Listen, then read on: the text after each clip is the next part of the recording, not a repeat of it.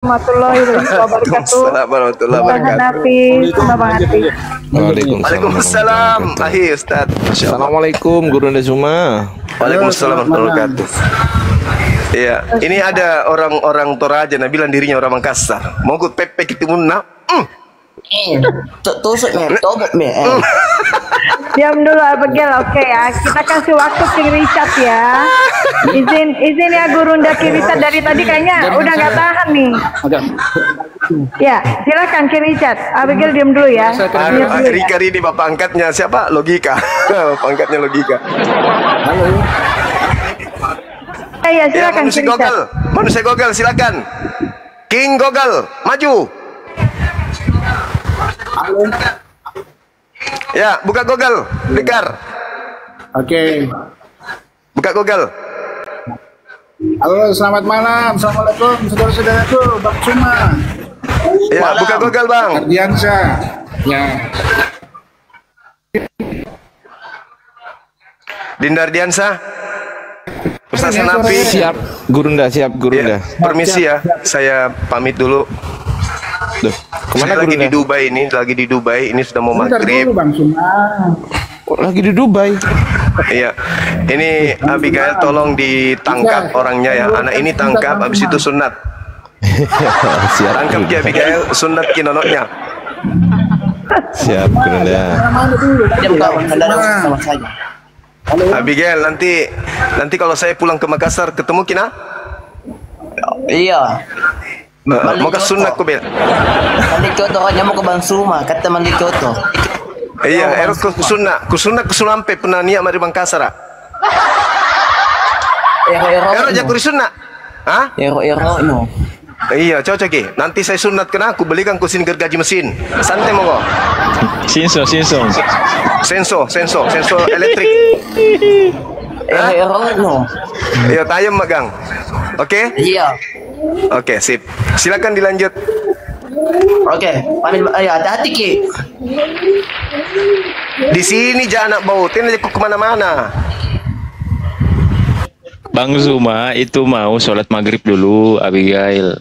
Beliau mau sholat maghrib dulu. Ada Ustaz Hanafi, assalamualaikum Ustaz Hanafi, Bang Ari. Nah, warahmatullahi wabarakatuh. Lanjut, di sini juga menjelang maghrib sini, lanjut. Uma.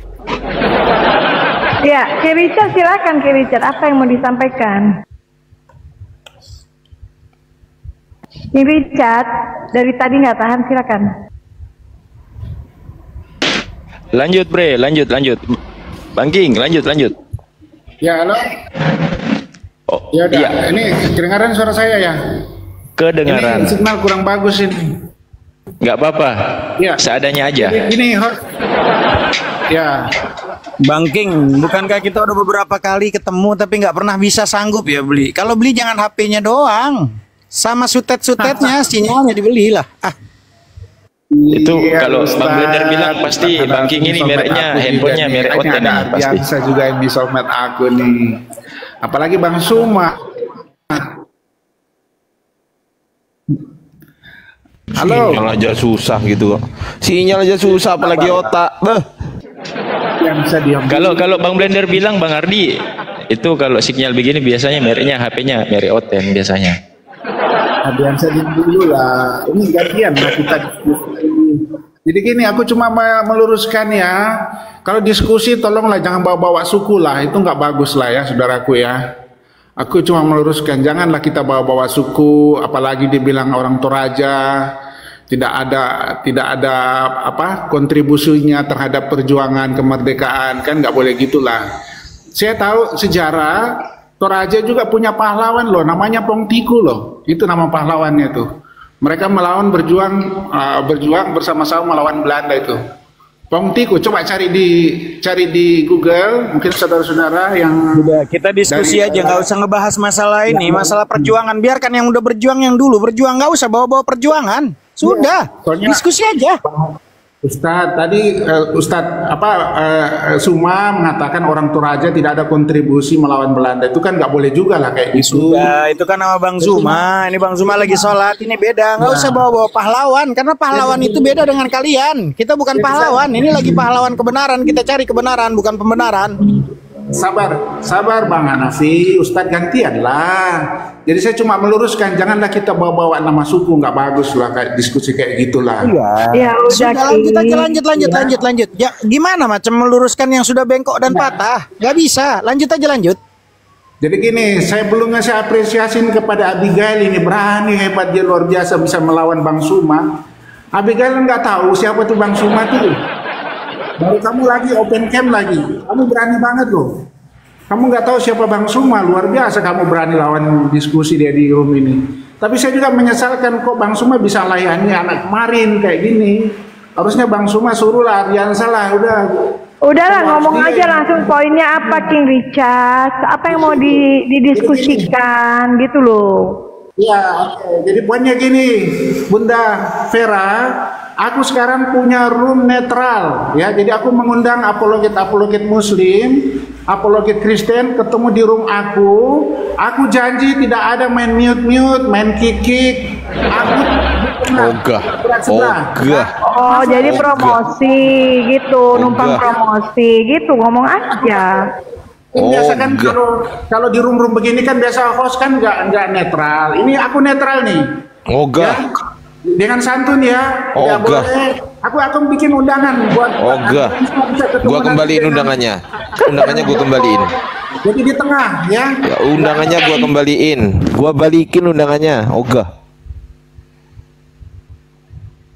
Ya, Oke, itu aja yang disampaikan ternyata. Oke, itu aja King Richard, nggak mau diskusi. Diskusi sama apologet Kristen di room netral. Udah diam. Oke, Pak Tuanku, ya bertanya aja lah Pak Tuanku. Aku udah sholat maghrib nih. Di sini udah selesai maghriban aku. Udah, Richard. Ya udah, Bunda izin parkun maghrib. King Richard turun aja kalau udah promosi. Udah, lanjut Tuanku. Ya, ini mau bertanya sama siapa? Masalahnya semuanya lagi sholat. Ada Bang Ardi tuh standby. Iya. Lanjut. Jadi teman-teman, saya mau ini dulu. Dia bilang katanya masuk komalku. Padahal kita yakin sama Quran kita. Karena kata Quran kita, walan tardo angkal yahudu walan nasara hatta tattabi'a millatahum. Terus dia bilang, saya janji. Sejak kapan janji orang kafir itu benar? Lanjut. Oke Bang. Ya, ini udah mau pamit dulu. Izin dulu sama pamit. Ya, pamit. Ya udah, pamit.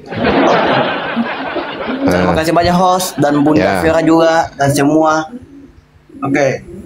Sampaikan ke Bang Suma, jangan lari. Tapi kan ya udah. Kan dia sudah lari, saya cabut juga. Yang lari biasanya yang Tadi turun saya itu. menang kan Bang Suma sudah kalah. Loh, nggak boleh begitu. Oke, saya pamit dulu. Ya. Ya, terima kasih semua. Izin salat. Inspirasi izin salat. Terima kasih semua. Siap Ustaz. Ya. Iya, shalom. Terima kasih. Ya, salam. Assalamualaikum yang bagi yang Islam. Waalaikum ya lanar. Lanjut. Assalamualaikum juga dan Islam. Oke, sampai ketemu. Bah, lama pula bah dia. Turun aja lama bah. Itu burung merpati dimatikan dulu itu. Turunkan saya dulu soalnya lalat saya punya sini. Lalat turunkan dulu. Turunkan saya. Makanya jangan pakai Mary Oten. Turunkan dulu saya dulu. Soalnya HP saya lalat. Gak bisa. Tampil dia turunnya. Turunin Ros. Tuh udah. Berisik kali bah. Mau diskusi aja susah kali bah. Ya, jadi begini Bang Ardian saya. Sebelumnya selamat malam semuanya teman-teman ya. Malam Bang. Saya mau bertanya ini Bang tentang awal mula penciptaan manusia nih, sejarahnya Bang di dalam Islam itu. Saya mau tahu sejarahnya Bang. Soalnya kan berbeda kalau di Kristen kan penciptaan manusia itu di dunia Bang, di Taman Eden. Kalau di surga kan katanya kalau di Islam kan katanya di surga Bang. Saya mohon penjelasan dari situ sih Bang. Ini penciptaan Adam atau penciptaan manusia yang selain Adam nih? Ya, Adam Bang, Adam. Gimana? Iya, Adam Bang, Adam. Oke, kalau penciptaan Nabi Adam ada di surat Al-A'raf ayat 11. Kita buka dulu ya. Iya Bang, ya. Abang ada Quran nggak di situ Bang? Kalau saya Qurannya nggak ada bang, saya cuma download di HP aja bang. Assalamualaikum warahmatullahi wabarakatuh. Waalaikumsalam. Ya. Dan sungguh kami, bismillahirrahmanirrahim, walaqad khalaqnakum tsumma apa ini? Sawwarnakum tsumma qulna lil malaikati ikatisjudu li adama fasajadu illa iblis lam yakum minas sajidin. Dan sungguh kami telah menciptakan kamu ini Adam saja. Kemudian membentuk tubuhnya Adam tuh. Kemudian kami berfirman kepada para malaikat, bersujudlah kamu kepada Adam, maka mereka pun sujud kecuali iblis. Ya, iblis termasuk mereka yang bersujud. Kemudian dijelaskan dalam ayat lain bahwasanya penciptaan Adam itu semisal penciptaan Nabi Isa itu semisal penciptaan Nabi Adam tuh, yaitu dengan cara kun fayakun. Cukup begitu doang, Allah, simple. Jadi begitu ya. Iya. Jadi gini bang ya, saya sudah baca-baca juga sih penciptaan itu. Kemudian ya, gimana bang? Yang jadi pertanyaannya ini, di situ kan ada buah yang dikatakan buah huldi itu bang. Itu kan buah terlarang bang ya, apa betul itu bang? Iya. Buah huldi itu yang dilarang oleh Allah diambil oleh Nabi Adam tuh. Terus kemudian itu berhubung ada bujuk rayu iblis, kan tadinya kan iblis nggak mau sujud tuh. Iya bang, ya bang. Nah, iblis kan pas waktu Nabi Adam diciptakan, kan Nabi Adam diciptakan dari tanah, betul nggak? Betul bang, betul. Nah, itu abang juga percaya tuh?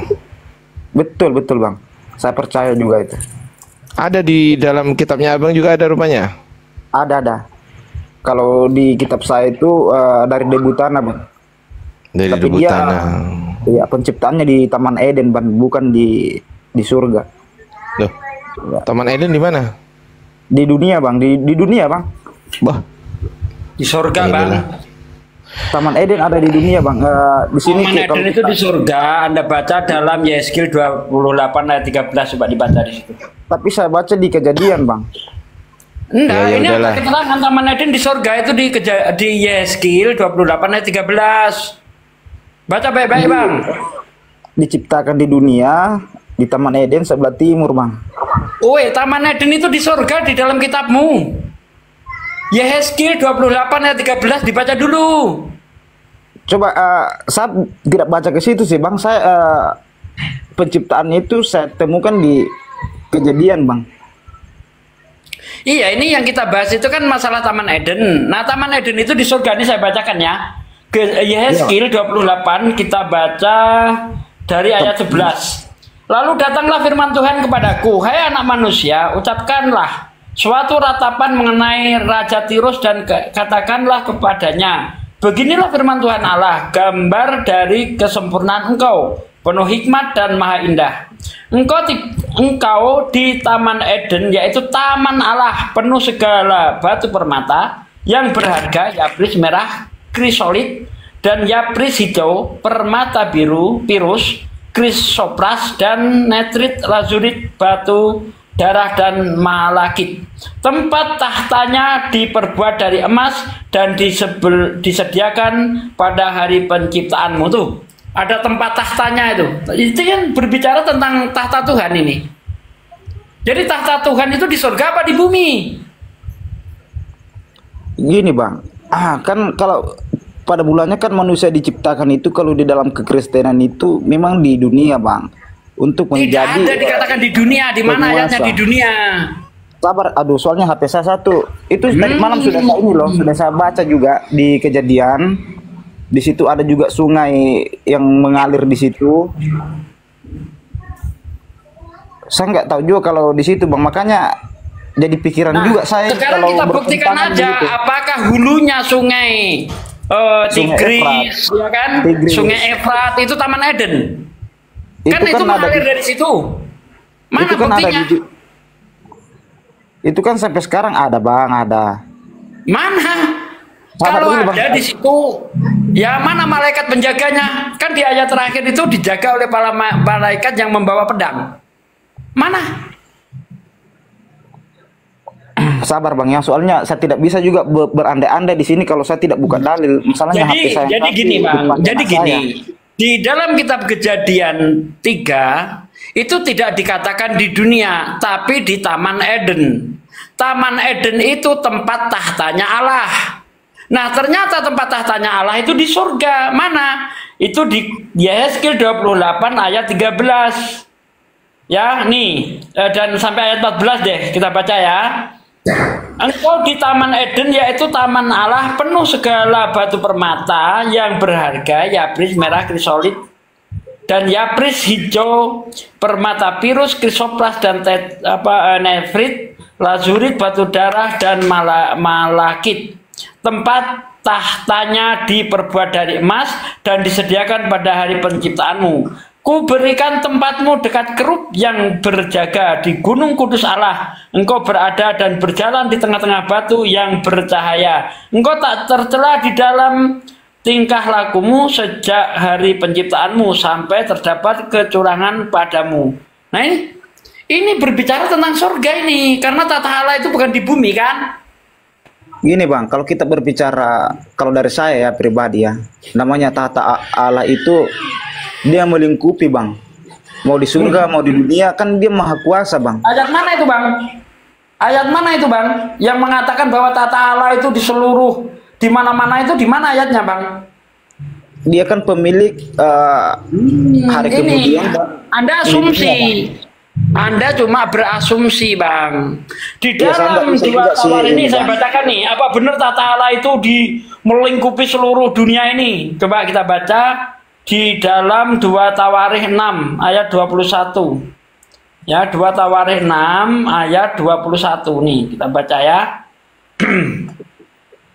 2 Tawarikh 6 ayat 21. Takwa.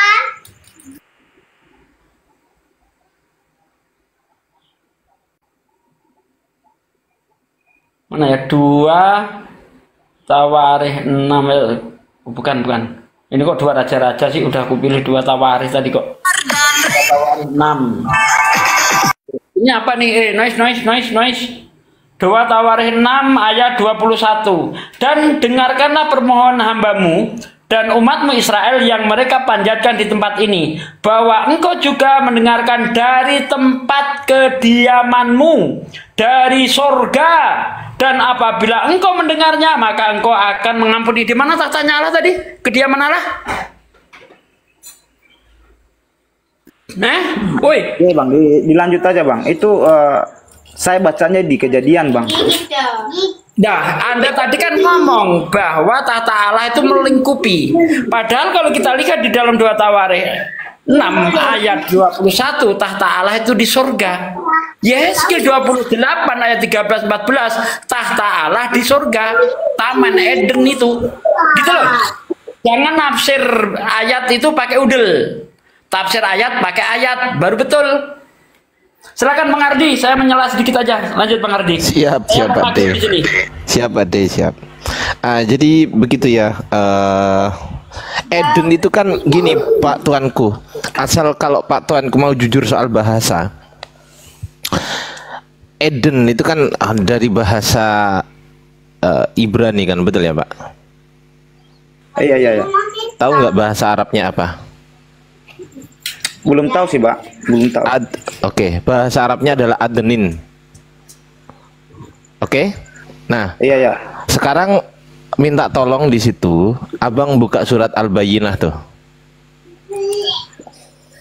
Minta tolong dibukakan di situ surat Al-Bayyinah bang. Pam. Coba HP-nya Bapak yang satu kena. Ya, kenapa itu. kalian pakai semua HP itu kah? Bapak kesini kah? Kenapa kalian semua yang pakai itu? Bawa satu. Dia tidak mau. Waduh. Iya, mungkin ntar saja mungkin bang ya. Sama HP saya satu juga dipakai sama anak saya, HP saya yang satu ini. Ya udah nih, ini aku tunjukin nih. Ini aku tunjukin nggak apa-apa lah.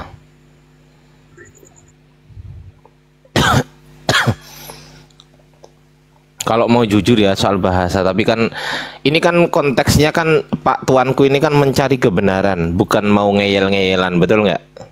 Iya bang, iya bang. Nah, kalau mencari kebenaran maka saya buka kebenarannya kan gitu kan. Nah di sini tertulis apa? Bismillahirrahmanirrahim. Jazaohum 'inda rabbihim jannatu 'adnin tajri min tahtihal anhar. Nih di sini ada jannatu 'adnin. Balasan mereka di sisi Tuhan mereka ialah surga Adenin. Tuh. Eden itu kalau bahasa Arabnya Adenin bang. Karena kenapa? Karena bahasa Ibrani, bahasa Aramaik, bahasa Arab, ini semuanya adalah bahasa Semitik, rumpun Semitik, gitu ya bang. Tahu kan maksudnya rumpun Semitik kan? Tahu juga sih bang. Apa? Belum tahu juga bang saya bang. Ya, rumpun Semitik itu bahasanya itu bahasa apa ya namanya? Berdekatan, keluarga bahasa yang berdekatan tuh bang. Keluarga bahasa yang berdekatan. Misal kayak bahasa Indonesia sama Malaysia yang dipakai Malaysia Melayu tuh, sama kan? Hampir sama kan? Iya betul bang. Ya, bang. Nah, Malaysia gitu. Melayu. Jadi ya gitu, itu serumpun tuh namanya bahasa serumpun tuh, Semitik tuh. Jadi bahasa Arab, bahasa Aramaik, bahasanya Yesus tuh Aramaik, kemudian bahasa Ibrani. Nah, itu rumpun Semitik tuh. Jadi makanya kalau di Ibrani itu disebut Eden, kalau di Arab disebut Adenin, itu surga bang itu bang.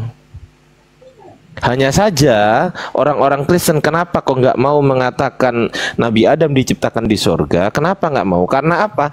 Karena dia maunya hanya Yesus satu-satunya yang dari surga gitu loh. Paham? Iya bang, dilanjut aja bang. Iya.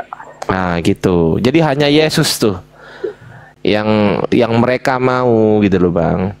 Jadi kalau memang abang di sini memang ingin niatnya betul-betul niat ingin mencari kebenaran, maka lepaskan doktrin dulu, kita belajar baik itu secara bahasa maupun secara sejarah yang terjadi di kekristenan itu sendiri. Misal secara tekstual tuh, nah itu bisa kita kritisi secara tekstual, namanya kritik teks. Itu ilmu bang, keilmuan itu bukan apa namanya, bukan doktrin. Kalau doktrin apapun yang dinarasikan pokoknya lah itu udah, kalau kena pokoknya selesai bang, gitu ya bang. Iya oke bang. Nah gitu. Jadi kalau memang mau jujur di sini konteksnya, kalau mau jujur ya sekalian lah jujur bang, jangan separuh-separuh jujurnya. Iya gini bang, kalau saya itu bertanya bang, memang betul atas ketidaktahuan saya bang. Anu begitu bang. Karena kalau kita bertanya berarti kita tidak tahu. Nah, ketika kita mendapat jawabannya itu kan kita bisa renungkan bang. Begitu maksud saya begitu bang. Kalau saya bertanya. Oke, sekarang gini, pasti ada tuh kan apa namanya kenapa, alasan gitu kan, pasti ada alasan kenapa abang sampai detik ini belum bisa menerima Islam tuh, padahal Islam tuh jelas bener, dan kekristenan ya, saya ngomongkan soal kitab lah ya, karena dasarnya kan kitab yang anda imani itu sebenarnya nggak bener bang, kitabnya. Jadi, tuh bang, ya. Oke bang, saya punya alasan tersendiri juga bang ya, kenapa sampai pertama-tama saya mempercayai adanya Muhammad, tapi saya belum mempercayai bahwa dia itu nabi.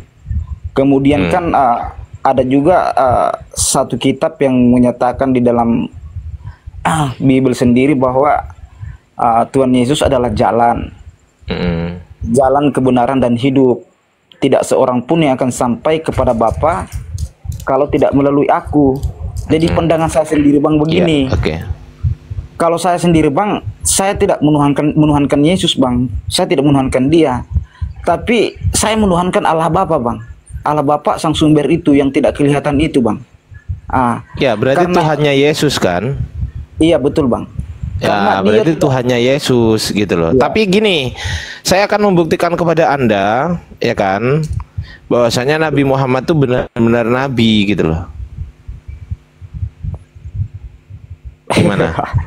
Ya bisa Bang, bisa. Iya. Boleh gimana? Memang kalau memang terbukti ada buktinya Bang ya tidak apa-apa Bang.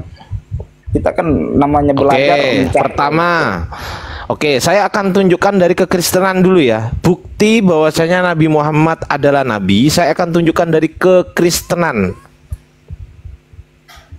Gimana? Iya, silakan Bang. Aku ngikut lah. Ini dari Islam dulu apa dari Kristen dulu? Saya nanya host. Ya, hostnya tidur, saudara-saudara. Ya udahlah, kita aja yang enak dari mana. Lanjut dulu. Bang Ardi, bebas. Ya oke, kita akan buktikan dari kekristenan dulu ya teman-teman. Ya dari kekristenan, setelah itu nanti di sini ada Ustaz Nafi, nanti minta tolong Ustaz Nafi dari Islamnya ya. Saya dari kekristenannya dulu ya. Oke? Ya lanjut, nanti ayatnya tinggal dibuka aja. Oke, siap dan. Nih, ini abang tahu nggak? Ini kodeks Sinaiticus tahu nggak? Udah tahu kan mestinya, masa nggak tahu sih? Iya, cuma pernah dengar-dengar juga sih Bang. Iya, tahu lah. Kodeks Sinaiticus itu apa? Kita cek dulu ya. Kodeks Sinaiticus ini kan manuskrip Kristen kan, tuh, betul nggak? Iya, betul. Yang ditulis, ini artinya dari kekristenan sendiri, betul nggak? Iya Bang. Oke ya, bukan dari Islam loh ya. Oke ya. Nah, kita cek di sini nih Bang. Di sini, tunggu dulu lah, Mina.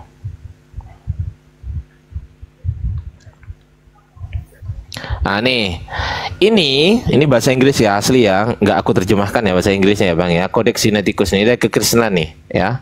Ini sayang kali bah kalau nggak di live kan ini bah. Tunggu dulu, udah live belum ya YouTubeku ya? Live. Oke ya. Nih. Kodeks Sinaiticus dari kekristenan. Mari kita cek di sini ada partner institution tuh. Partner institution di sini salah satunya adalah Biara Catherine tuh. Tahu kan Biara Catherine, Santo Catherine Monastery tuh. Nah, yang namanya Santo ini dari Islam atau dari Kristen Bang kira-kira Bang? Kristen Bang. Kristen lah, masa Santo Islam ya kan? Kita cek nih di sini nih. Oke ya. Iya, sedikit lagi nak. Ya, sedikit lagi nak. Sabar ya. Udah ya Bang ya, di sini kelihatan Bang? Iya Bang, iya Bang. Ya, Sinai Monastery nih. Ini jadi di Gunung Sinai, Biara Santa Catherine nih, Biara Santa Catherine nih. Ini tempat ditemukannya Kodeks Sinaiticus di sini nih, di Sinai. Paham Bang? Iya Bang, dilanjut aja Bang. Saya di sini lagi menyimak. Iya nggak apa-apa. Ini saya suka kalau diskusi saya tuh suka interaktif Bang. Saya nggak suka ngomong sendiri enggak. Saya suka interaktif gitu loh. Oke ya. Nah nih. Ya oke ya. Ini jelas Kristen nih kan. The Greek Orthodox Monastery. Tuh kan. Ini jelas Kristen. Mari kita cek di history di sini. Ini ada history teman-teman. History. Kita baca di sini ada Old Testament, Sinai Monasticism, Saint Catherine, ada Muhammad di sini Bang. Kita cek nih. Ini loh Bang. Kelihatan nggak ada Muhammad? Kita klik ya. Iya kelihatan Bang, kelihatan. Ya oke, kita klik ya.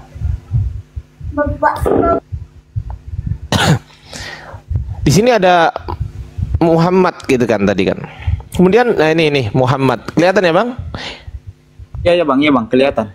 Ya modal Google udah merasa pinter loh. Ini dari Kristen sendiri nih, Bara Caniago. Coba naik di jam aja Bara Caniago kalau bisa Ya oke ya. Nih, ini dari Kristen sendiri. Bukan dari Islam ini. Sinai Monastery ini websitenya Kristen gitu loh. Ternyata nih di sini ada surat tuh. Surat apa ya? Ya. Kita lihat, hak paten Nabi Muhammad diberikan kepada Biara Suci Sinai.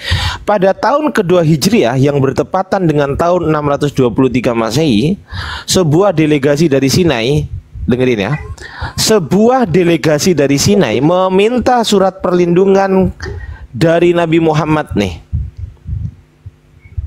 Tuh, saya baca lagi. Sebuah delegasi dari Sinai meminta surat perlindungan dari Nabi Muhammad. surat ini dikabulkan dan disahkan oleh Nabi Muhammad. Ia meletakkan tangannya di atas dokumen tersebut. Ini capnya nih, cap Nabi Muhammad kan begini kan, betul nggak? Ini cincin bang, cincinnya beliau dicap gitu. Nah, kemudian surat pelindungan tersebut dikenal sebagai Atinim dari kata Arab ahad yang berarti kewajiban dan name yang berarti dokumen atau surat wasiat. Dokumen tersebut berperan penting dalam perlindungan biara dan sebagai sarana untuk memastikan hubungan yang damai dan kooperatif antara umat Kristen dan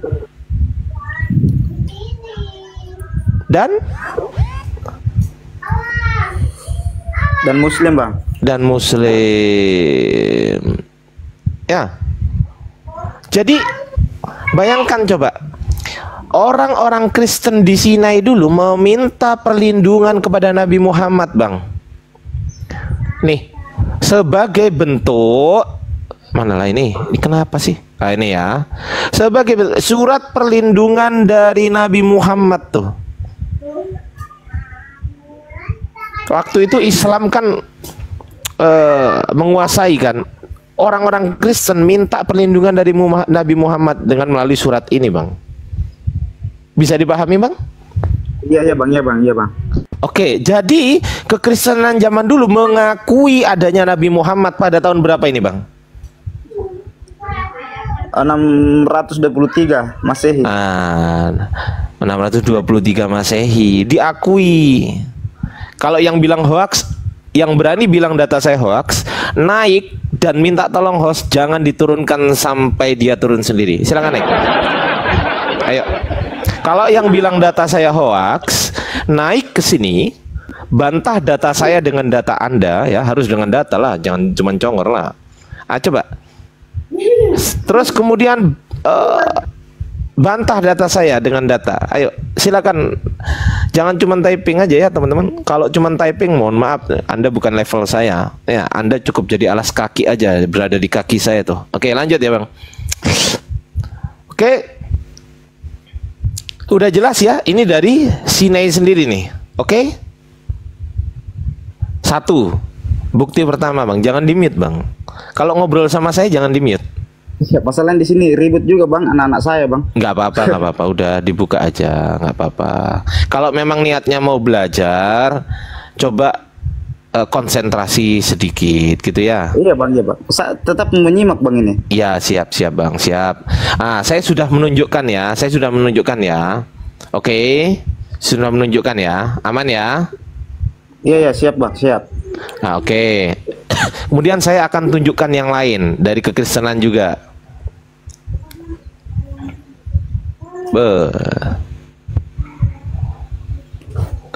Ini dari Alkitab Sabda. Kelihatan ya bang? Iya bang, kelihatan bang. Yesaya 29:12. Dan apabila kitab itu diberikan kepada seorang yang tidak dapat membaca dengan mengatakan, baiklah baca ini, maka ia akan menjawab, aku tidak dapat membaca. Oke, kita analisis teks ini ya. Dan apabila kitab itu diberikan kepada seorang ini berapa jumlah orangnya bang? Seorang ya, satu orang bang. Satu orang yang tidak dapat membaca. Ingat, poinnya satu orang tidak dapat membaca. Oke? Dengan mengatakan, baiklah baca ini. Kemudian orang tersebut yang seorang itu akan menjawab gini, aku tidak dapat membaca. Kira-kira siapa ini bang? Nggak tahu kan? Belum tahu saya bang. Itu belum tahu. Oke, sekarang kita cari tahu nih bang. Ingat ya, di sini menjawab apa? Aku tidak dapat membaca. Kita cari tahu nih. Ya, oke, kita cari tahu dulu. Sabar. Waduh, yang di bawah udah panas sekali bah. Waduh, bah, panas sekali bah. Ini di dalam hadis ya, di dalam hadis umat Islam tuh, ya kan? Mana ya? Nih. Nabi SAW menjelaskan, maka malaikat itu memegangku dan memelukku sangat kuat. Kemudian melepaskanku dan berkata lagi, bacalah. Beliau menjawab apa ini bang? Mana bang? Yang sebelah mana bang? Ini. Lah nih. Apa ini? Aku tidak bisa membaca. Ah, tuh. Siapa ini, Bang? Ya, itu kan tidak bisa membaca kan, buta huruf. Iya, Itu pertanyaan kan saya Bang. orangnya ini siapa? Yang bilang aku tidak bisa membaca siapa ini orangnya, Bang? Saya juga belum bisa memastikan itu bang, karena di situ tidak ada tertulis juga sih bang. Ada lah ini. Nah, ada ini. Nabi ini ini di hadis. Ambilnya dari mana nih bang? Ini di hadis. Ini dalam literasi Islam. Yang ini literasi literasi yang kalian pakai, gitu loh. Oke. Ya, kalau memang oke, kalau memang ini ada yang jawab itu zamannya Raja Hizkia. Oke, pertanyaan saya, di mana Raja Hizkia nggak dapat membaca? Jawab. Ayo, ada yang bilang itu zamannya Raja Hizkia. Coba kapan Raja Hizkia nggak bisa baca? Nah, tuh. Bener nggak? Iya bang. Nah, ini di dalam Yesaya kan?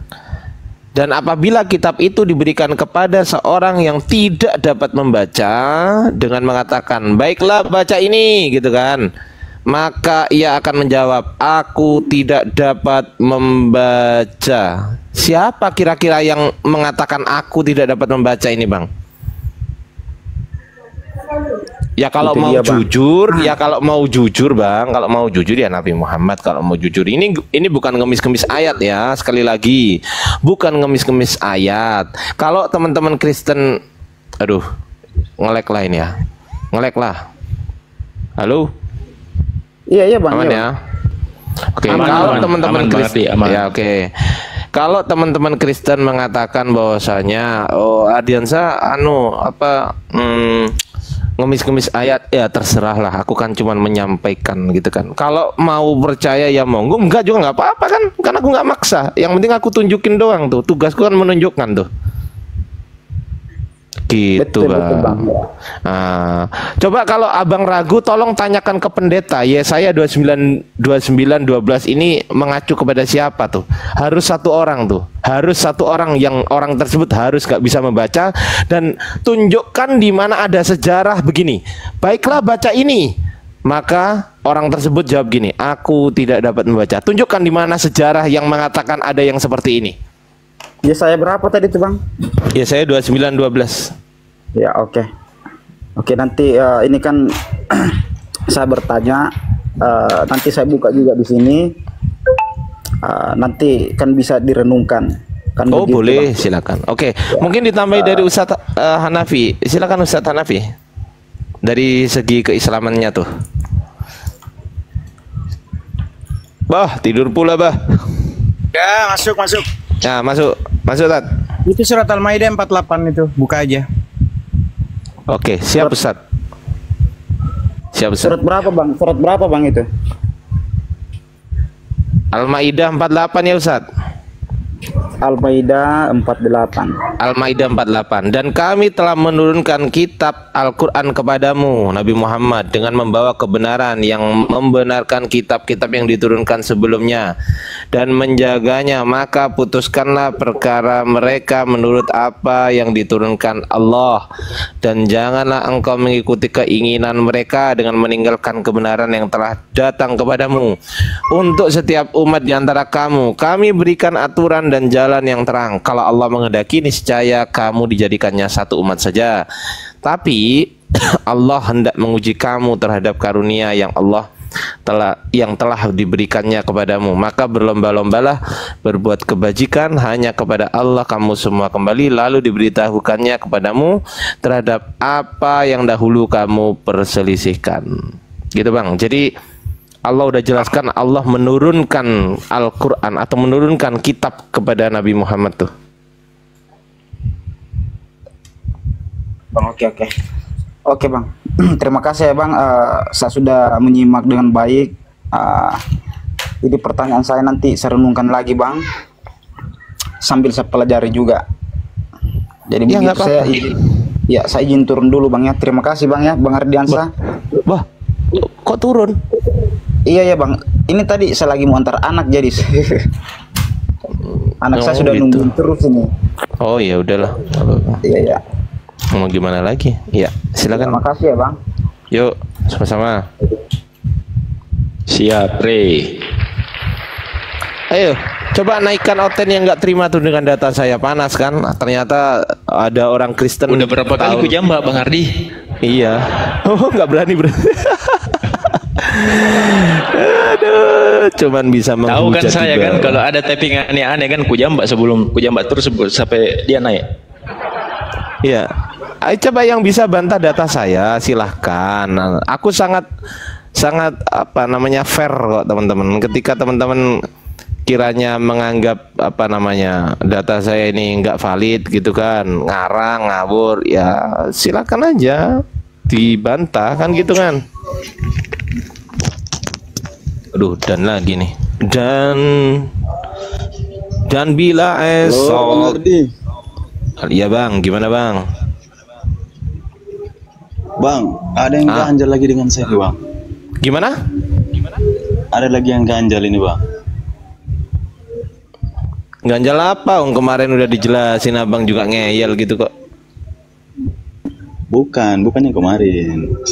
Iya sama aja, konteksnya kan Anda ngeyel. Tidak.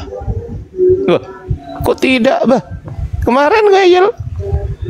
Tidak kan kemarin. Ya, iya. Kemarin kan emang sekarang enggak? Ya. Oh, berarti beda orang. Itu. Sama orang. Cuma sama orang. Ini pertanyaan baru. Tanya terus ya, gantian lah, ditanya lah, jangan tanya terus lah. Kemarin udah tanya berpuluh-puluh kali, gantian lah. Kan kemarin sudah bertanya. Aku tanya apa kemarin? Janganlah bang, nantilah. Enggak, kemarin aku tanya apa bang? Itu soto, maksudnya gimana? Maksudnya gimana? Iya karena abang tanya soto sama soto itu ya sudah makan soto, kenapa kau makan soto? Oh iya, soal apa namanya? Soal hukum ya kan? Udah sinyal aja susah gitu pak. Lanjutlah, Ustaz Hanafi atau Bang Zuma? Gurunda, monitor Gurunda. Bah.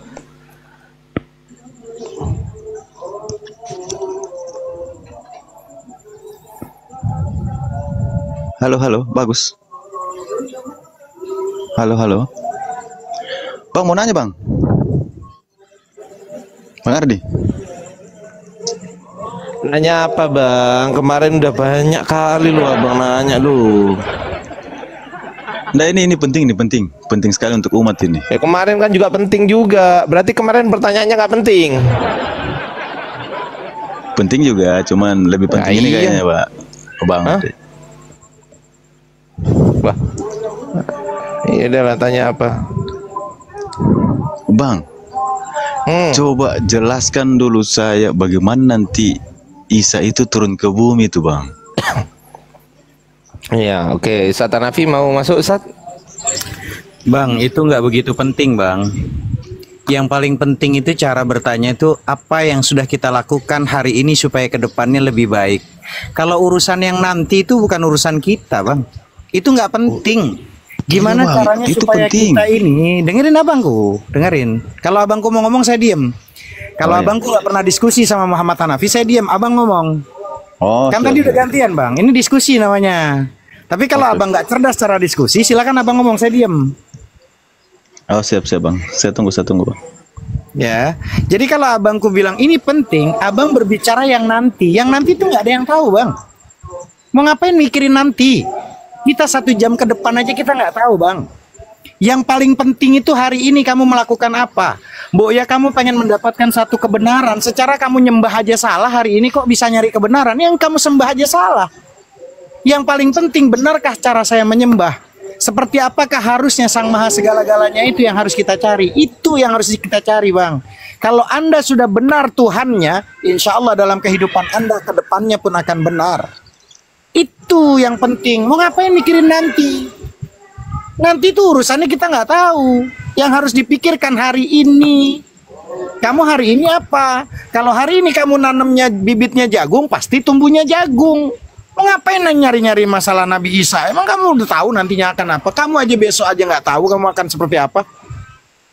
Paham bang? Itu yang dibilang penting. Rubah mindsetnya bang. Bagaimana hari ini hidup kita bisa baik? Kalau memang Tuhan kita keliru aja, gimana kita mau ke depannya bagus? Lebih baik kau tanya tentang konsep-konsep ketuhanan yang benar seperti apa, baik secara dalil, akli maupun nakli. Itu yang benar. Lanjut kalau abangku mau ngomong. Iya, soalnya ini penting juga bang untuk kita untuk ke depannya nanti untuk. Ya kalau Yesus turun nanti dijelaskan emang rubah ekonomi abang makin tambah bagus. Oh beda lagi. Kalau Tuhan Yesus turun nanti kan. Yang penting adalah bagaimana hari ini bertanya tentang masalah yang maha penting. Ada yang penting tapi ada yang lebih penting. Gitu caranya. Lanjut. Oh oke. Jadi saya berbicara ini yang untuk sekarang ini bukan untuk yang kedepannya bang ya. Ya sekarang ini kalian tuh nyembahnya tuh bener nggak Tuhannya? Itu maksudnya yang dipikirin. Anda tuh agamanya apa? Adu dengan argumen data, baik data akli maupun nakli, gitu yang benar. Ah betul tuh, Ustaz Hanafi, sepakat tuh. Untuk keselamatan Anda dulu bang, itu yang diperbincangkan tuh. Iya, kalau saya ada kepastian, ada keselamatan. Nah itulah yang diperbincangkan. Silakan Ustaz. Ah iya. Jadi begini, tolong sahabat Pak Ustadz ya, Pak Ustadz tolong jelaskan saya jalan yang lurus itu seperti apa itu Pak Ustadz? Yang dikatakan di. Bentar dulu bang, yang mengganggu pikiran kita, dengarkan semuanya teman-teman yang di bawah, nggak apa-apa bantu tapping. Yang mengganggu pikiran kita karena kita selalu memahami Tuhan itu tetap pada dimensi kemanusiaan. Itu masalahnya abangku. Macam mana abangku punya Tuhan ibaratnya manusia? Lawang embe aja nggak pernah nyembah embe, tikus aja nggak pernah nyembah tikus bang. Betul bang. Ya sudah, gitu loh. Yang jadi permasalahannya tikus nyembah tikus, embe nyembah embe. Ya pertanyaannya abangku nyembah siapa? Nyembah manusia apa menyembah Tuhan? Menyembah Tuhan lah bang. Yesus manusia apa Tuhan? Manusia sekalian Tuhan. Cemana kau? Itu aja kau udah koslet kau, macet kau di situ. Tapi memang kan bang, kenyataannya bang ya. Ya itu urusan kau mau menyembah sendal jepit ke kancing baju ke itu urusan kau. Masalahnya di kitab Bible kau secara akli aja bangku, secara panca indera yang kita punya, penglihatan, pendengaran, perasa aja nggak masuk di akal. Macam mana saya harus nyembah manusia? Macam mana saya harus nyembah Tuhan tidur, Tuhan mabuk, bahkan Tuhan sakit nggak tersembuhkan? Macam mana saya punya Tuhan itu sakit nggak sembuh-sembuh? Gitu loh. Macam mana saya nyembah Tuhan yang mati? Itu kan firman, Pak. Iya, Pak. Sekarang saya tanya, firman itu apa? Perkataan. Ya sudah, perkataan itu Tuhan. Iya, perkataan Allah, perkataan Bapak. Ya saya tanya, perkataan firman itu Tuhan? Iya. Perkataannya Abang Dan ini berarti Abang Dan gitu? Macet kan? Koslet kan? Kau sudah kubilang kau jangan bertempur, matilah kau. Apa ini?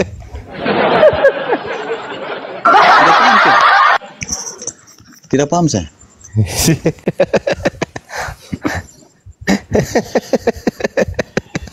Intinya kenapa sampai Tuhan Yesus itu turun untuk menembus kita semua manusia, bukan cuma untuk orang Kristen. Abangku, andaikan secara logika ada big boss, owner yang punya pabrik, buat apa dia harus turun-turun ke pabrik? Orang perangkat itu sudah ada semuanya konsekuensi, ada malaikat.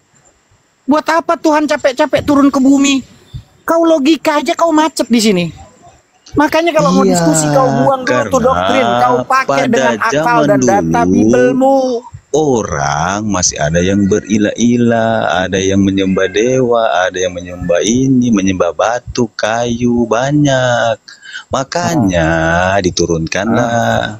Siapa? Tuhan. Tuhan Yesus. Tuhan Yesus Tuhan gitu. Setelah Yesus turun, ada nggak orang nyembah berhala, nyembah batu, nyembah pohon? Ada nggak? Tunggu dulu, saya tanya dulu. Sebelum agama masuk ke Indonesia, tunggu dulu bang. Saya tanya dulu. Anda tadi mengatakan Yesus itu turun. Bentar orang bang. tua nenek moyang kita nyembah siapa, saya tanya? Ya nyembah pohon, nyembah laut, nyembah gunung. Itu. Iya kan? Nah, padahal Yesus sudah turun. Tapi kenapa masih ada orang nyembah kayak gitu? Iya kan dulu belum ada HP, belum ada belum ada HP. Belum ada yang memberitahukan. Nah, sampai sekarang masih banyak nggak orang nyembah pohon? Nyembah gunung, nyembah batu. Masih ada nggak sampai sekarang? Saya nggak tahu kalau yang di bagian-bagian. Udah kan ngeles dia. Artinya kalau sampai zaman sekarang, bentar bang, sedikit bang. Artinya bang, kalau sampai sekarang masih ada orang-orang yang menyembah selain Allah, nyembah batu, nyembah manusia, nyembah sapi di India sana, artinya kedatangan Yesus sia-sia, nggak ada gunanya. Tidak ada perubahan orang sebelum Yesus datang dan setelah Yesus datang. Apa perubahannya coba? Nggak ada perubahan sedikit pun. Sebagai pengikut untuk mewartakan Injil ke seluruh dunia. Perubahannya apa? Anda tadi kan mengatakan sebelum Yesus datang banyak orang yang menyembah ini itu. Nah sekarang setelah Yesus datang masih ada enggak? Semakin banyak atau semakin berkurang? Saya tidak tahu kalau itu. Nah itu dia, itu asumsi namanya. Kalau memang pernyataan Anda bahwa Yesus datang itu untuk menghilangkan itu semua, supaya tidak ada orang menyembah pohon dan sebagainya, hanya menyembah kepada Tuhan saja, faktanya tidak seperti itu. Sampai sekarang masih banyak orang menyembah bukan Tuhan, yaitu penyembah-penyembah berhala. Di India mayoritas Hindu, di Jepang mayoritas Shinto, di Cina mayoritas Konghucu, di Sri Lanka mayoritas Buddha. Berarti sia-sia dong kedatangan Yesus. Padahal kalau kita lihat di dalam Daniel 9 ayat 25, semenjak firman itu keluar, Yerusalem akan dipulihkan. Mana buktinya? Apanya dipulihkan apanya? Lihat Daniel 9 ayat 25, semenjak firman itu keluar, Yerusalem akan dipulihkan. Apa yang dipulihkan di Yerusalem oleh Yesus? Apa? Coba tunjukkan kepada saya apa yang dipulihkan oleh Yesus. Daniel berapa?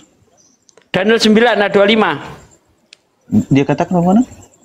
Semenjak firman itu keluar, Yerusalem akan dipulihkan. Iya, pertanyaan saya, apa yang dipulihkan oleh Yesus di Yerusalem? Daniel, tuh Daniel. Macet. Tunggu, ambil HP dulu. Ya, ambillah.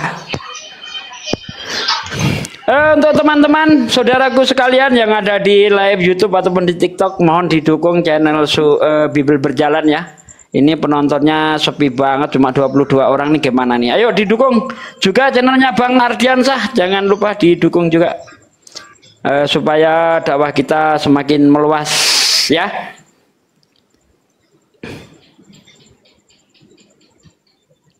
Jadi kalau saya lihat ya, ketika Tuhan mengutus Musa berhasil membawa bangsa Israel. Itu Taurat, Bang.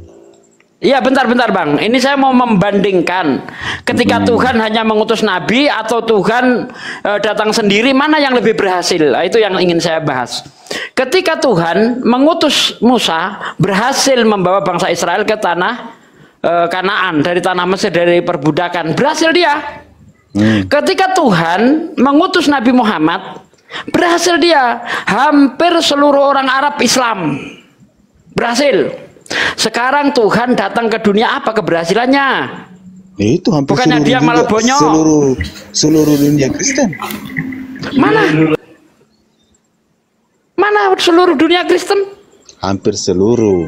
Uish, sekarang di Eropa Kristen minus. Tinggal 16% yang datang ke gereja yang sudah mau mati. Itu banyak gereja dijual Pak Dea. Buktinya, banyak gereja dijual. Ayo, mana? Buktinya. Nah, sekarang Islam tengok, bukan semakin berkurang, semakin bertambah. Eropa banjir mualaf. Banyak gereja-gereja dibeli jadikan masjid. Ayo, mana lebih berhasil sekarang? Ketika Yesus datang ke Yerusalem, siapa yang pernah dibaptis Yesus? Siapa yang pernah dikristenkan Yesus? Lihat, Nabi Muhammad mensyahadatkan ratusan ribu orang Arab. Mana yang lebih berhasil, Nabi Muhammad atau Yesus? Kita lihat dari keberhasilannya.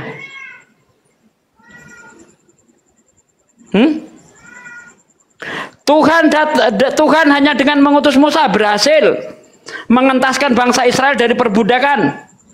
Tuhan datang sendiri, mati bonyok, dihajar orang Israel. Tuhan mengutus Nabi Muhammad, berhasil. Ratusan ribu pada zaman Nabi Muhammad disyahadatkan oleh Nabi Muhammad. Yesus datang, siapa yang dikristenkan? Dengan cara? Dengan cara apa?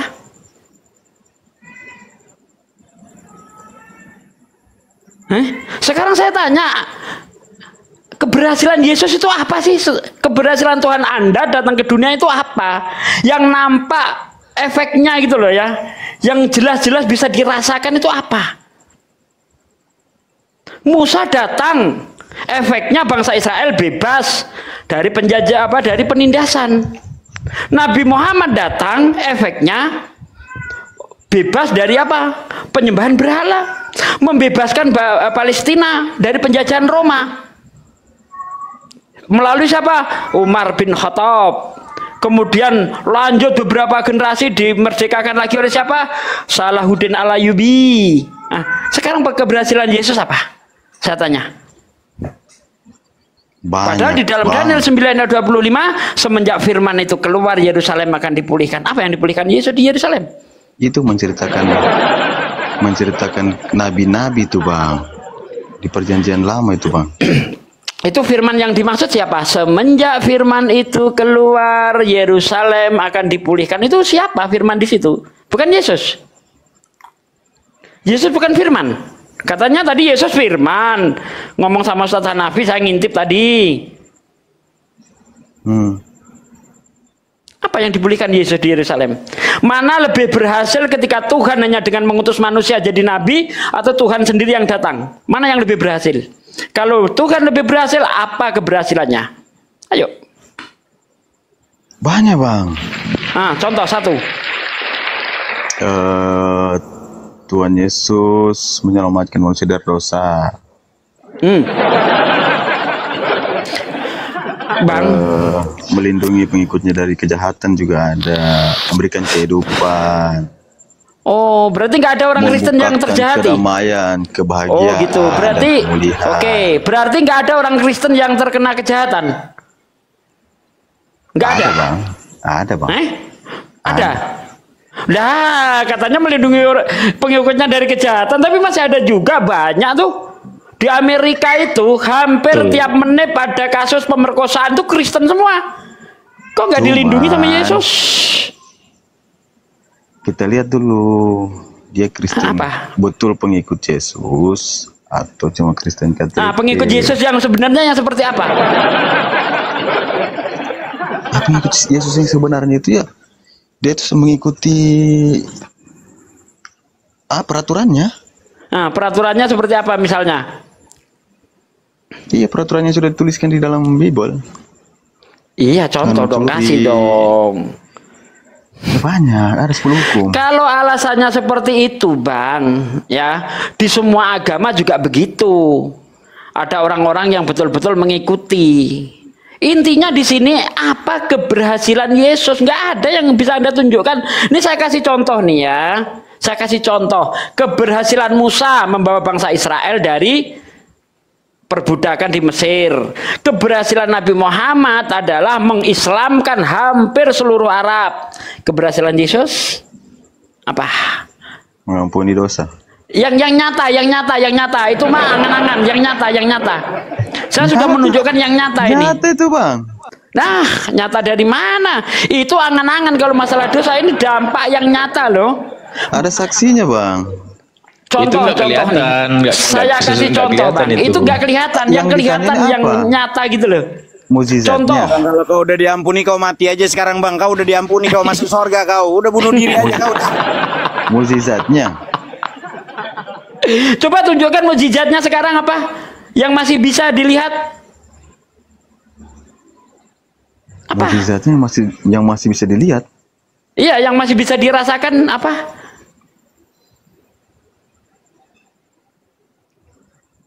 Nggak ada. Nggak ada ya. Mukjizat Nabi Muhammad masih berjalan sampai sekarang. Banyak para ilmuwan dikalahkan oleh Al-Quran. Itu mukjizat Nabi Muhammad. Contohnya apa? Tuh, masih berjalan mukjizat Nabi Muhammad tuh sampai sekarang tuh. Mukjizat Yesus apa yang masih berjalan sampai sekarang? Apa buktinya? Contohnya apa, Bang? Mukjizatnya.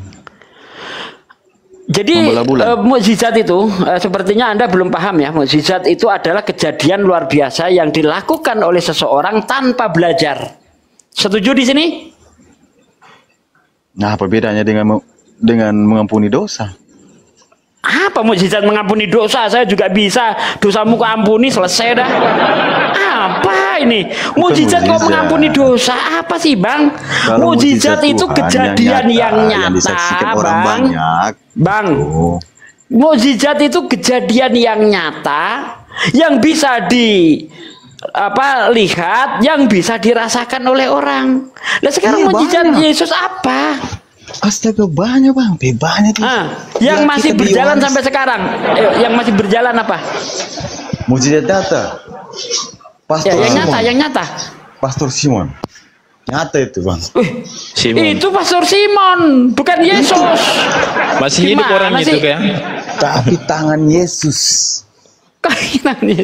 Yang saya minta itu Yesusnya. Itu mukjizat nyata. Contoh, Bang.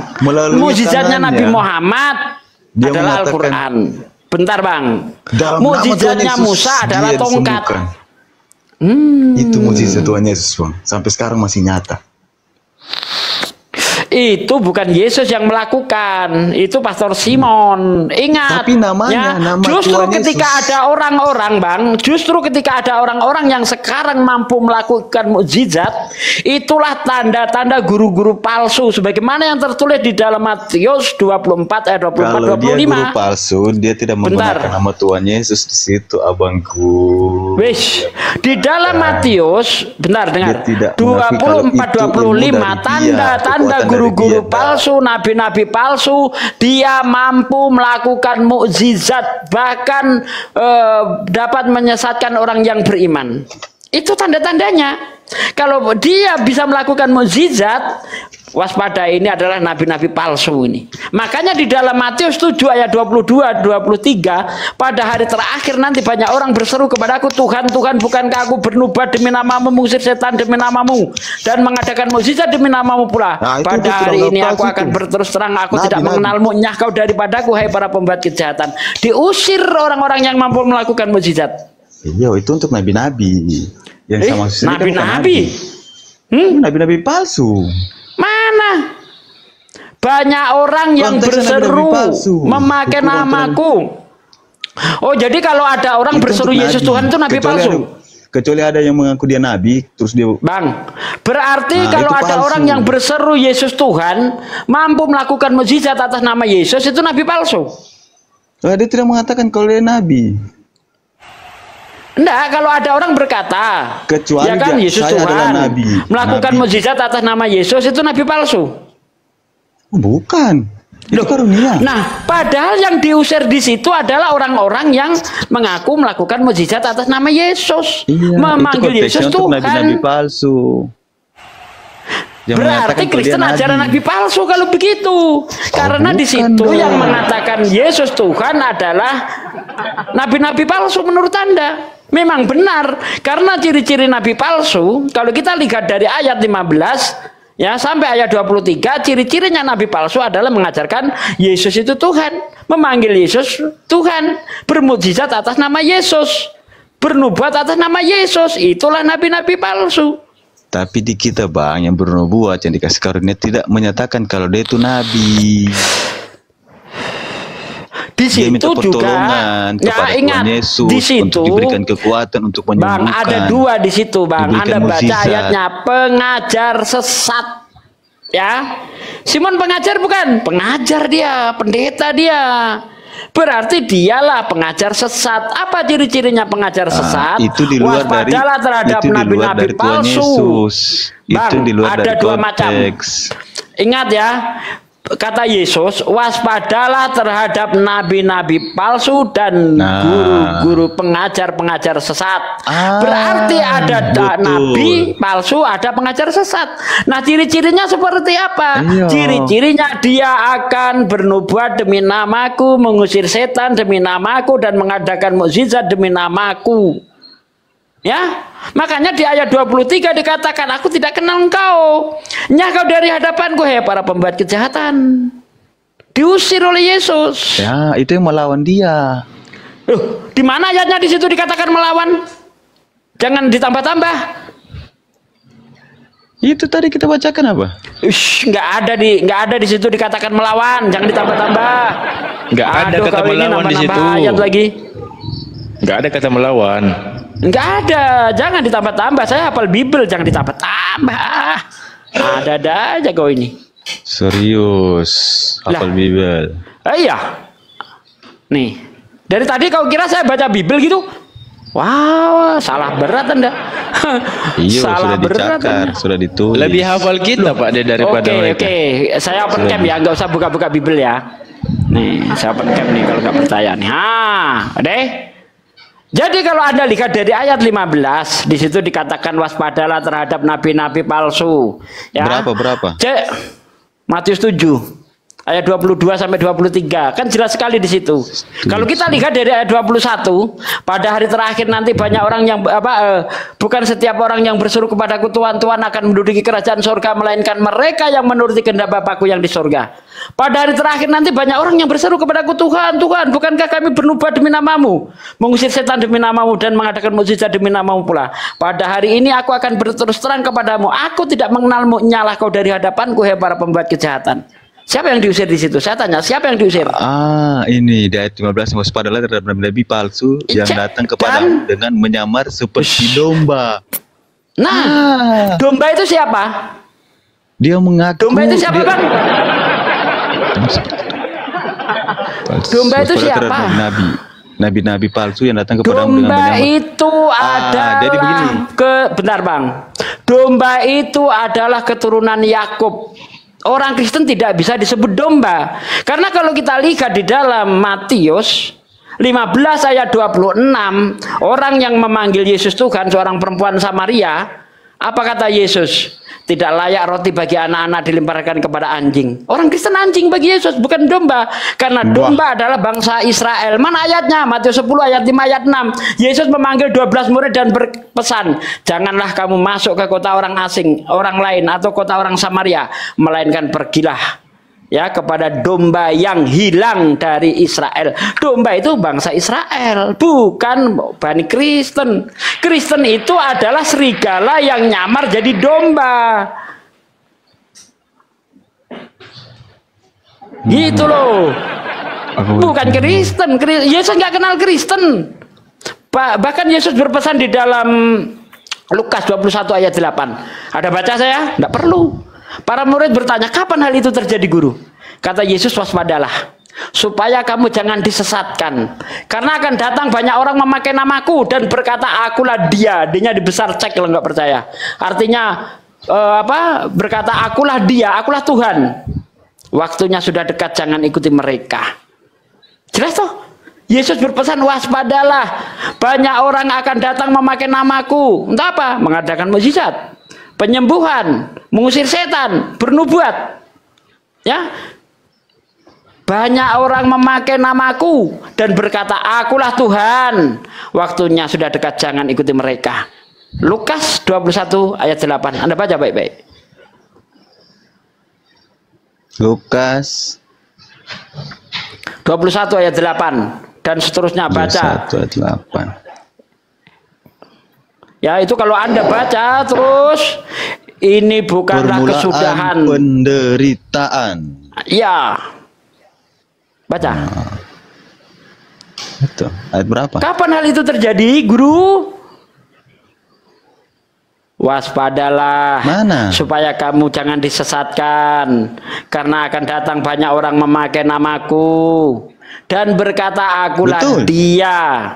Waktunya sudah dekat, jangan ikuti mereka. Itu pas hari terakhir nanti ada yang menyebut nama Tuhan Yesus. Jadi serigala yang menyamar menjadi domba. Yang nyebut Yesus Tuhan tuh orang Kristen apa orang Islam? Yang Ya menyebut apa? benar, makanya tadi di dalam Matius 7 ayat 22-23 pada hari terakhir banyak orang berseru kepadaku, Tuhan, Tuhan, bukankah aku bernubuat demi namamu, mengusir setan demi namamu, mengadakan mukjizat demi namamu, dan bernubuat demi namamu. Pada hari itu aku akan berterus terang kepada mereka orang-orang yang menyebut aku Tuhan. Ya, karena di ayat sebelumnya itu tadi, aku tidak kenal kamu. Nyah kau dari hadapanku, hai para pembuat kejahatan. Orang Kristen yang diusir. Itu yang berbuat kejahatan. Tidak Saya tanya, mungkin dia bernubuat. Kalau Anda mengada-adakan, memakai nama Tuhan Yesus terus dia membuat kejahatannya. Oke. Orang sekarang lain di kalau luar saya Kristen. tanya deh, Anda menuhankan Yesus atas perintah siapa? Saya menuhankan atas perintah yang dituliskan di Alkitab. Mana? Ayatnya mana? Perintah menuhankan Yesus, mana perintah? Banyak. Abang kan sudah baca. Ayo satu Bible, kan? satu aja, nggak usah banyak-banyak, satu aja. Ada bang, di Yohanes banyak bang. Satu aja, silakan. Cek mana perintah sembah Yesus dari Bapa. Karena begini, di dalam Matius 7 ayat 21. Bentar bang. Karena begini bang, di dalam Matius 7 ayat 21, ya, bukan setiap orang yang berseru kepadaku, ya, Tuhan, Tuhan akan menduduki kerajaan sorga, melainkan mereka yang menuruti kehendak Bapakku yang di sorga. Jadi yang masuk surga menurut Yesus yang menuruti kehendak Bapa. Betul. Nah sekarang saya tanya, adakah kehendak Bapa untuk menyembah Yesus? Itu pertanyaannya. Tidak ada, kalau yang begitu tidak ada bang. Kalau tidak ada berarti Anda ngarang. Padahal di dalam Amsal 3 ayat 5, di situ dikatakan percayalah kamu kepada Tuhan dengan segenap hatimu dan janganlah kamu bersandar atas pengertianmu sendiri. Anda menyembah Yesus berdasarkan asumsi sendiri, berdasarkan pengertian sendiri, itu dilarang. Nah kalau larangan itu kamu langgar, kamu dianggap penjahat, kamu termasuk berbuat kejahatan. Tidak lah bang, kita kan dikasih otak. Kalau untuk ada membaca, aturan, kalau ada larangan, lalu kita langgar, itu dianggap sebuah kesalahan enggak? Di sebuah kejahatan enggak? Kejahatan bang. Aturan Tuhan kau langgar. Jelas-jelas dikatakan Amsal 3 ayat 5. Percayalah kamu kepada Tuhan dengan segenap hatimu. Dan janganlah kamu bersandar atas pengertianmu sendiri. Ternyata Anda menuhankan Yesus hanya berdasarkan pengertian Anda sendiri. Tidak berdasarkan apa yang tertulis. Sekarang saya tanya. Kalau menurut abang, Yesus itu siapa sebenarnya? Menurut Yesus sendiri dia seorang utusan. Tidak. Menurut abang, Yesus itu siapa? Saya tidak mau berasumsi. Saya ngomong harus pakai data. Menurut Yesus sendiri dia utusan. Menurut abang, Yesus itu siapa? Utusan, ya utusan. Nggak mau lebih utusan. saya. Nah, kenapa Anda tuhankan? Kenapa Anda tuhankan?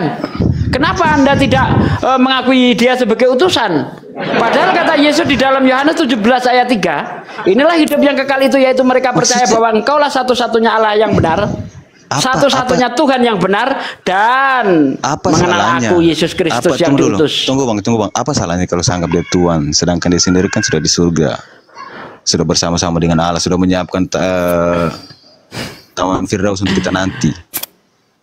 Sayangnya dia naik Yesus, ke surga. Yesus. Pertanyaan saya, yang bisa naik ke surga siapa bang? Selain Yesus bang? Ini ada saksi bang. Elia naik ke surga. Henok naik ke surga di dalam kitab, dalam 2 raja-raja itu. Elia naik ke surga.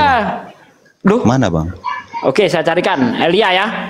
Elia naik ke surga ya. Waduh, ini gimana? Inilah kawan-kawan Kristen nggak ngerti apa-apa nih. Elia naik ke surga. Baik, saya carikan. Elia naik ke surga. Oke. Ya, 2 Raja-Raja 2 ayat 11. Baca. 2 Raja-Raja 2 ayat 11. Sedang mereka berjalan terus sambil berkata-kata tiba datang kereta api dengan kuda berapi memisahkan keduanya lalu naik Elia ke surga dalam angin badak. Elia naik ke surga, Bang. Kenapa rupanya? Bagus itu, Bang. Lebih bagus lagi, Bang. Nah, katanya tadi Anda tanya siapa yang udah naik ke surga? Elia. Berarti ketika ada orang lain yang sudah naik ke surga sama seperti Yesus, Yesus gagal jadi Tuhan. Oh, kalau beda konteks, alasannya Bang. Yesus itu naik ke surga lalu dituhankan, kenapa Anda nggak menuhankan Elia? Beda konteks ini, Bang. Nah, konteks apa yang kamu bedakan apa? Elia di sini nabi. Nah, Yesus bukan nabi. Yesus bukan nabi. Dia firman Allah. Bukan nabi. Ya bisa dikatakan nabi. Udah, iya apa bedanya sama Elia? Ah, kau ini muter-muter. Ya, oke. Kembali ke pertanyaan saya. Atas perintah siapa Anda menuhankan Yesus? Perintah Yesus kah atau perintah Tuhan itu Bapa sendiri? Karena jelas yang masuk surga yang menuruti kehendak Bapa. Di mana ayatnya suruh menuhankan Yesus? Tidak ada dikatakan langsung, Bang. Enggak ada, berarti ngarang nafsir soal ketuhanan kok nafsir-nafsir, Bang. Nah, sekarang saya apakah tanya, penafsiran manusia selalu benar? Di Tidak. Quran di mana Muhammad menyatakan kalau dia nabi? Di Quran, selain hadis. Anda sudah salah tanya di sini. Al-Quran itu bukan perkataan Nabi Muhammad. Itu kan firman Allah yang diwahyukan langsung. Firman Allah ya, tapi kalau Anda tanya di mana Nabi Muhammad mengatakan dirinya nabi, salah. Karena Al-Quran bukan perkataan Nabi Muhammad. Perkataan Nabi Muhammad itu hadis. Gitu loh. Iya kan, itu kan apa bedanya saya tanya? Sama-sama kalau Al-Quran itu redaksinya dari Allah langsung, murni semua firman Allah itu Al-Quran. Kalau perkataan Nabi Muhammad disebut hadis. Nah, kalau yang tentang isi riwayat kehidupan dari lahir sampai mati namanya sirah. Bible itu, bentar. Bible itu, bentar bang. Bible itu kalau di Islam itu sekilas sirah, di bawahnya hadis. Gitu loh, Bang. Atau beginilah. Allah menyatakan bahwa Muhammad adalah nabi, ikutlah dia. Banyak. Ya, atiullaha wa atiur rasul. Taatlah kepada Allah, taatlah kepada Rasulullah. Gimana gak ada? Ada banyak, Bang, kayak gitu. Muhammadur Rasulullah. Rasul siapa? Banyak, Bang, kayak gitu. Maksudnya namanya? Allah menyatakan itu. Ya, di surah Yasin, wal Qur'anil Hakim, innaka laminal mursalin. Yasin. Ya, Yasin wal Qur'anil Hakim, demi Al-Qur'an yang agung. Artinya itu. Engkau salah seorang dari rasul-rasul. Muhammad Yasin. Mana? Aduh, surah Yasin.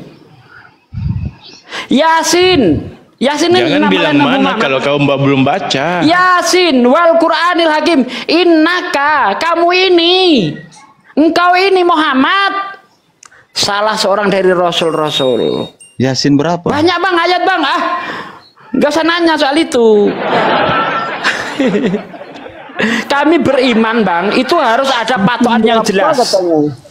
Ya, harus ada yang jelas gitu. Nggak boleh berdasarkan Allah itu Tuhan, berdasarkan penafsiran, nggak boleh. Harus ada pengakuan jelas dari Allah itu sendiri. Innani anallah, la ilaha illa anna. Aku ini Allah, tidak ada Tuhan selain aku. Jelas. Sekarang mana buktinya? Aku ini Tuhan, kata Yesus, tidak ada Tuhan selain aku. Gak ada. Bahkan Yesus sendiri ketika ditanya oleh orang Saduki, disuruh menerangkan sebenarnya Tuhan itu seperti apa. Tunjukkan kepadaku. Apa kata Yesus? Dengarlah Israel. Tuhan kita itu Esa. Dibenarkan. Oh, benar yang kau katakan itu. Memang demikianlah dia. Tiada Tuhan selain Tuhannya Yesus. Tidak, tiada Tuhan selain apa? Allah. selain Allah. Berarti bukan Tuhan. Ini Anda salah. Arti Tuhan, Bang, itu adalah sesuatu yang disembah. Nah, makna yang sebenarnya adalah tidak ada yang berhak disembah selain Allah. Karena Allah itulah yang berhak disembah. Karena sembah ini, karena Tuhan itu artinya yang disembah, maka diambil simpelnya tidak ada Tuhan selain Allah. Makna yang sebenarnya tidak ada yang berhak disembah selain Allah. Karena Berarti Allah itulah Tuhan satu-satunya. Gitu, Bang. Oh. Allah itu Tuhan, Tuhan satu-satunya, tidak ada Tuhan lain selain Allah. Gitu loh maksudnya itu. Bukan berarti Islam menghilangkan Tuhan. Anda salah paham. Contoh nih, tidak ada orang tidak ada orang yang paham Bible kecuali Sugi Kristologi. Bukan berarti nggak ada orang yang paham Bible. Saya paham Bible. Itu pengecualian maksudnya itu. Begitu, Bang. Oke, lanjut lagi. Apa lagi? Sekarang buktikan aja deh. Apa buktinya Yesus Tuhan? Satu, silakan. Banyak, Bang. Nah, satu aja, saya nggak minta banyak, satu. Itu ya, aku dan Allah adalah satu. Aku dan Allah satu. Aku dan Allah adalah satu. Berarti ketika Yesus BAB, Allah ikut BAB. Beda cerita dong. Maksudnya Katanya apa? satu. Maksudnya apa? Satu apa ini? Satu hakikat. Nah, hakikat apa maksudnya? Itu pribadi. Hakikat itu Anda cek di KBBI, kenyataan yang sebenarnya. Ah, betul itu. Oke? Betul. Yesus hakikatnya 100% manusia, 100% Tuhan, betul? 100% manusia, 100% Tuhan. Betul? Tunggu, saya jelaskan dulu. Bentar. Hakikat kenyataan yang sebenarnya Yesus adalah manusia 100% dan Tuhan 100% dalam pandangan Kristen, betul? 100% Tuhan, 100% manusia. 100% manusia, bukan 100% Tuhan. 100% Nggak. Tuhan. Karena dia perkataan Ya, Allah. saya tanya ini dulu. Yesus itu 100% Tuhan, 100% manusia, betul enggak? Tuhan. Betul enggak itu? Yesus. Taruhlah betul. Hah? Taruhlah betul, iya. Betul. Apakah Allah Bapa 100% manusia, 100% Tuhan? 100% Tuhan, 100% apa? Allah Bapa apa? Manusia. Oh, beda konteks lagi Nah, ceritanya. berarti nggak satu hakikat. Gimana sih? Hakikat itu kenyataan yang sebenarnya. Kenyataan yang sebenarnya dalam pandangan orang Kristen, Yesus 100% manusia, 100% Tuhan. Bapa itu 100% roh. Di mana satu hakikatnya? Jadi, Bang, saya kasih tahu, Anda mengutip Yohanes 10 ayat 30, aku dan Bapa adalah satu. Itu bukan satu hakikat, Bang. Tapi itu satu pekerjaan. Makanya Anda baca dari ayat 22, 23. Ketika Yesus berjalan-jalan di Serambi Salomo, orang-orang Yahudi mengepung dia. Berapa lama lagi aku harus menunggu? Katakan terus terang, apakah engkau ini Mesias? Apa jawab Yesus? Untuk apa aku berkata kepadamu? Bukankah sudah aku katakan? Tetapi kamu tetap tidak percaya. Tetapi setidaknya percayalah akan pekerjaan-pekerjaan yang aku lakukan. Ya, di sini satu pekerjaan. Makanya ketika Yesus berkata aku dan Bapa adalah satu, orang Yahudi ingin melempari batu. Jawab Yesus di ayat 33-nya. Ayat 32-nya, banyak pekerjaan baik yang berasal dari Bapakku. Pekerjaan baik manakah yang membuatmu mau melempari aku? Jadi satu di sini bukan satu hakikat. Makanya, Bang, jangan comot ayat. Lihat ayat sebelumnya seperti apa dan ayat sesudahnya seperti apa. Saya terangkan. Ya, di situ jelas-jelas satu pekerjaan. Nah, orang Yahudi ini tetap nuduh Yesus itu ngaku menyamakan dirinya dengan Allah. Ya, tujuannya apa? Supaya bisa membunuh Yesus. Karena bagi orang Yahudi kalau orang berani menyamakan dirinya dengan Tuhan, ini wajib dibunuh. Makanya Yahudi itu menuduh Yesus itu menyamakan dirinya dengan Tuhan.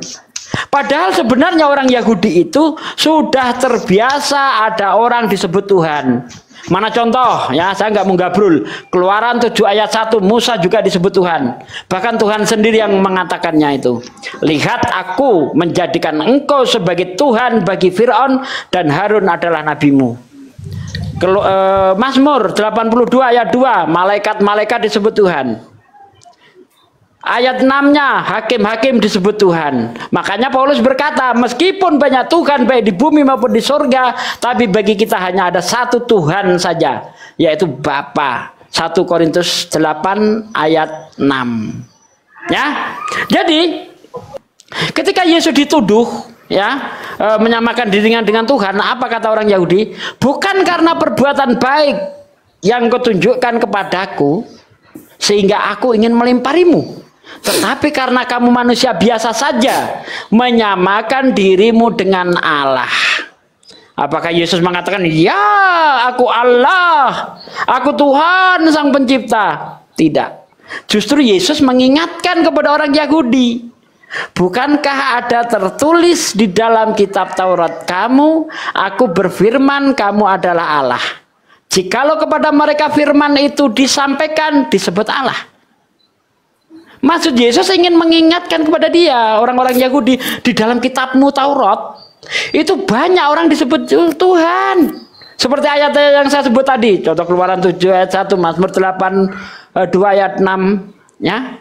Yesus ingin mengingatkan kepada mereka, di kitab Tauratmu tuh, banyak orang disebut Allah. Kenapa kamu nggak melempari mereka batu? Apa maksudnya ketika manusia itu disebut Allah, disebut Tuhan? Maksudnya adalah jikalau kepada mereka firman itu disampaikan disebut Allah, orang-orang yang menjadi wakil Tuhan, orang-orang yang menyampaikan firman Tuhan juga disebut Tuhan. Musa disebut Tuhan karena dia adalah wakil Tuhan kepada Fir'aun. Malaikat juga disebut Tuhan di dalam Mazmur 82 ayat 1 juga karena dia wakil Tuhan kepada manusia. Hakim-hakim mengadili juga menjadi wakil Tuhan, dia juga disebut Tuhan. Mana ayatnya? Mazmur 82 ayat 6. Nah, apa maksudnya Yesus itu berkata aku dan Bapa satu? Karena dia adalah wakil Tuhan. Makanya di ayat selanjutnya, masihkah kamu menghujat dia? Dia di sini adalah orang-orang yang dijadikan Tuhan. Ya, masihkah kau mengatakan kepada dia menghujat ketika aku berkata aku adalah anak Allah? Itu loh Bang. Jadi kita itu baca itu harus lengkap Bang, supaya ngerti konteks di situ. Di Yohanes 10:30 itu Pak De, dia satu pekerjaan Pak De. Aku satu dan Bapak adalah satu. Betul. Satu pekerjaan. Nah, ketika Yesus melakukan pekerjaan itu, bukan untuk menunjukkan bahwa dia itu adalah Tuhan. Mana ayatnya? Yohanes 5 ayat 36. Aku mempunyai kesaksian yang lebih penting daripada kesaksian Yohanes, yaitu pekerjaan-pekerjaan yang Bapa berikan kepadaku supaya aku mengerjakannya. Pekerjaan itulah yang bersaksi tentang aku bahwa Bapa yang mengutus aku. Makanya ketika Yesus berkata di dalam Yohanes 10 ayat 25 tadi, bukankah untuk apa lagi aku berkata kepadamu? Bukankah udah aku katakan? Tetapi kamu tidak percaya. Setidaknya percayalah akan pekerjaan-pekerjaan yang aku lakukan. Karena pekerjaan itu yang bersaksi tentang aku bahwa Bapa yang mengutus aku. Jadi Yesus bukan Tuhan. Halo, selamat sore, selamat malam. Selamat sore Pak Mr. Kevin. Sore Pak Kevin. Ya, jadi sekarang pertanyaan Bapak apa nih? Buktikan Yesus Tuhan. Pertanyaan Ustadz Sugi apa nih? Buktikan Yesus Tuhan. Jadi pertanyaan Ustadz Sugi apa? Buktikan Yesus Tuhan. Aduh. Ya, dengerin. Bentar ya, ya, sebentar. dengerin. Saya mau promosi dulu bentar. mengampuni dosa Untuk saudara-saudaraku manusia. yang ada di YouTube, ya, yang ada di live-nya Bang Juma dan sebagainya, mohon didukung channel Bible Berjalan sesuai dengan kemampuan saya. Bible Berjalan tanpa buka Oke, Bible, hafal ayat Bible. Buktinya Ya. Tuhan Yesus mengampuni dosa manusia. Yang mampu mengampuni dosa manusia, Pak, bukan cuma Yesus. Petrus Bang, pernah biar bertanya. kujelaskan panjang. Bentar, saya Tidak akan dipahami. terangkan. Bentar. Petrus pernah bertanya kepada Yesus, berapa kali aku harus mengampuni? 7 kali? Bukan 7 kali, Petrus. 70 kali 7. Berarti bukan cuma Yesus yang bisa mengampuni, Petrus juga bisa. Bahkan saya kira orang Kristen ini lupa ketika dia berdoa atas nama Bapa kami, juga di situ, ampunilah kesalahan kami sebagaimana kami mengampuni kesalahan orang lain. Lah, Anda juga bisa mengampuni yang dosa, kedua, bukan cuma Yesus. Ya, dengerin, Yesus mengampuni dosa. Yang kedua, Yesus adalah Tuhan atas hari Sabat. Markus 2 ayat 28. Perasaan tadi sudah saya terangkan, ya. Ya, manusia disebut Tuhan itu bukan cuma Yesus. Musa disebut Tuhan. Oke, dengar dulu, jangan tanggapi dulu. Yang berikutnya, Yesus memberi kuasa kepada murid-muridnya. Mana ayatnya? Markus 3 ayat 15. Baca. Yesus memberi kuasa kepada murid-muridnya. Iya, baca. Oke, Oh, dengerin. jadi kalau diberi kuasa, dia itu apa? Dengerin dulu Tuhan saya gitu. baca. Iya, Dengerin baca. dulu saya baca. Baca. Markus 3 ayat 25. Markus 3 ayat 15. Dan diberinya kuasa untuk mengusir setan. Murid-muridnya diberinya kuasa